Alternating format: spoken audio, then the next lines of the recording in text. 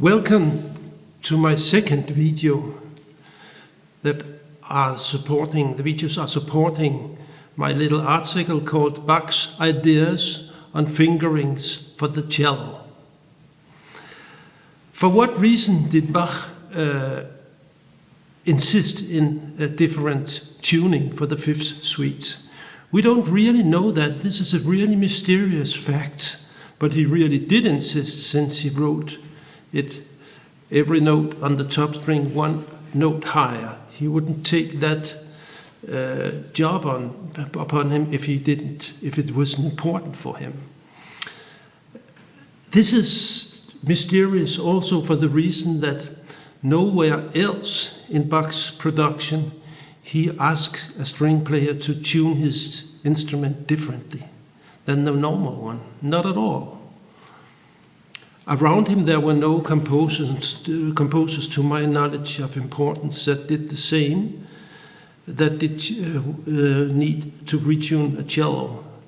There were a couple for the violin, but Bach didn't do that himself, and definitely not for the cello. There are two ricercari from Gabrieli in Bologna, where he wants the top string to be tuned down to G, but it's doubtful that Bach didn't know about that at all.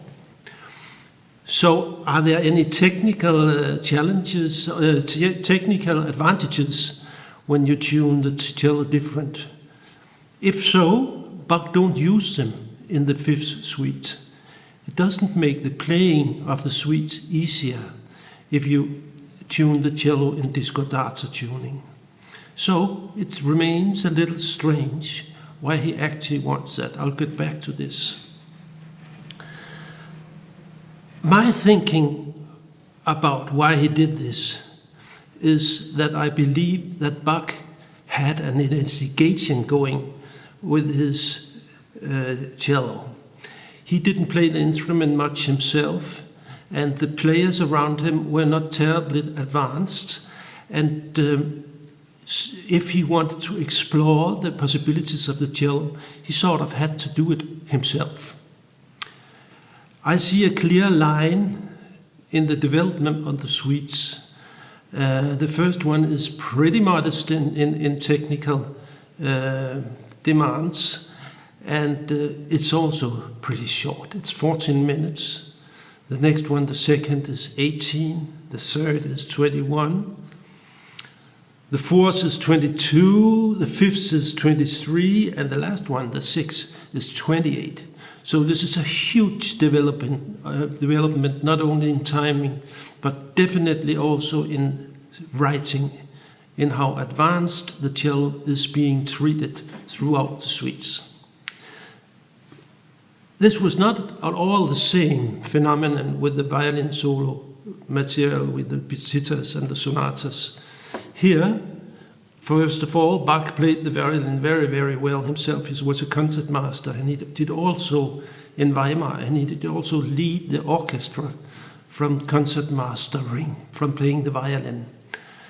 And he knew about a famous violinist and composer called Paul von Westhoff, who had written advanced music for solo violin, that advanced that he actually needed 8 staffs to make it clear what he wanted. So Bach developed the cello, understanding of the cello on his own. And you could nearly see how he initially touches the string, the cello, in the first suite. You can fancy him taking up a cello he was not terribly familiar with, touching the middle strings. Nice. And maybe placing a first finger.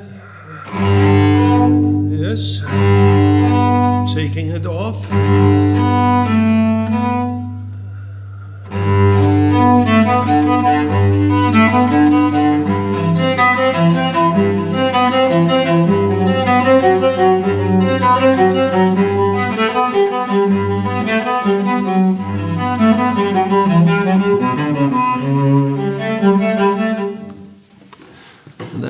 how it all began. In the second suite, he writes in minor, D minor, and this is the first spot where he tests the ability of the cello to play a two-part writing. You know, in the minuet I play this, the one and sing the other.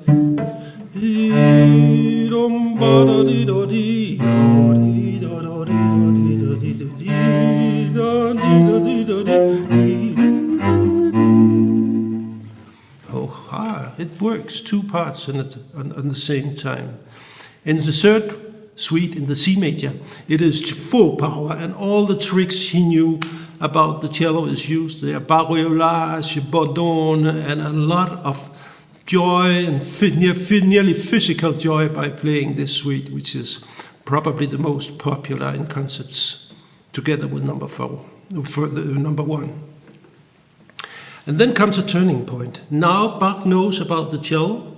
He knows the strong sides, he knows the obvious strong sides of the cello, and he wants to explore the instrument deeper. The first 3 suites are not that difficult to play. The next 3 suites are difficult to play. In number 4, he explores the possibility of playing in a not that familiar key, the E-flat major, not that obvious for the cello. And on top of that, he wants everything to run pretty actively and quick. The suite in such is, all the movements are pretty quick, even the sarabande. And on top of this, the whole, to underline this idea, he starts with an interval of 2 octaves, very rare in Baroque music.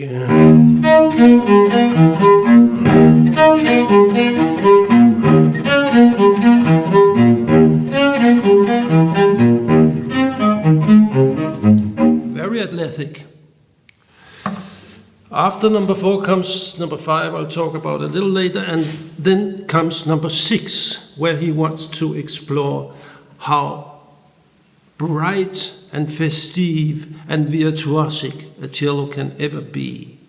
He wrote a suite that exceeds anything that his cellists in Köthen, for instance, knew about.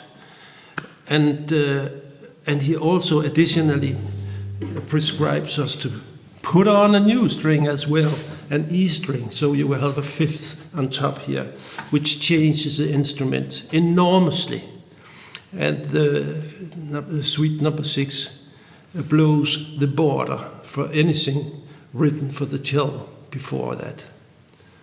So we see a clear line from number 1 to number 6 that is very steeply rising.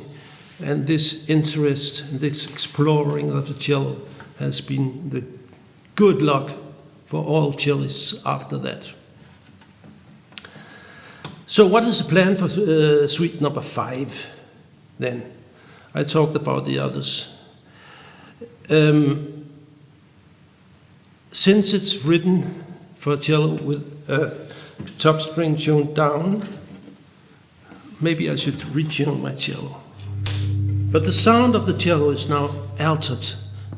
The pressure on the deck is different, quite a lot different. And the top string are sounding like this. If a cellist ever try to play the gamba, this top interval is the most interesting and the most new. The gamba has a different sound because of the top 4s instead of the top 5s on the cello. The big virtuosi at that time were not cellists, it was gamba players, and they mostly lived in France.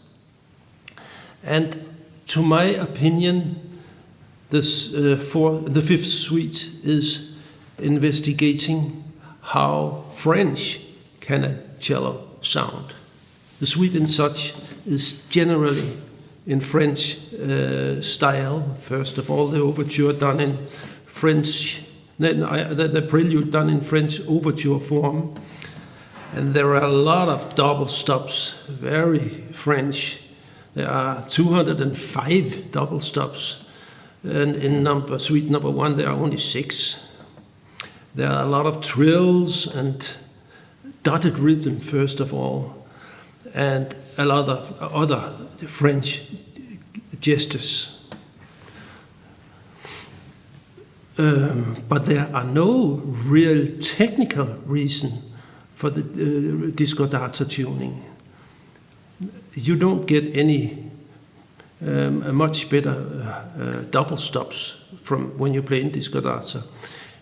You have to change 17 out of 205 double stops. You have to change a little bit if you want to play it in normal tuning. But it's not changing much in the sound, and the harmonic understanding will always be intact when you do it in normal tuning. So it's the sound and the style, and maybe this a little bit sounding like a gamba, that makes the suite different and wonderful. And it's the reason that we should play it in discordata, and not for practical reasons playing it in normal tuning. Because there are disadvantages. First of all, the range of the cello is, of course, limited by a whole note in the top. The tuning in concert situations, as you saw, very boring and very difficult. And sometimes the cello, after having been retuned or tuned to discordata, is still not in tune. And it's changing the reflexes. If I in the left hand, if I grip a fifth, oops, I only get a fourth. And so on with all other string passings. I get a different note that I'm used to, and it takes a lot to learn that by heart. But anyway, do it. In the next video, number 3, I will talk more about the bowings and the fingerings.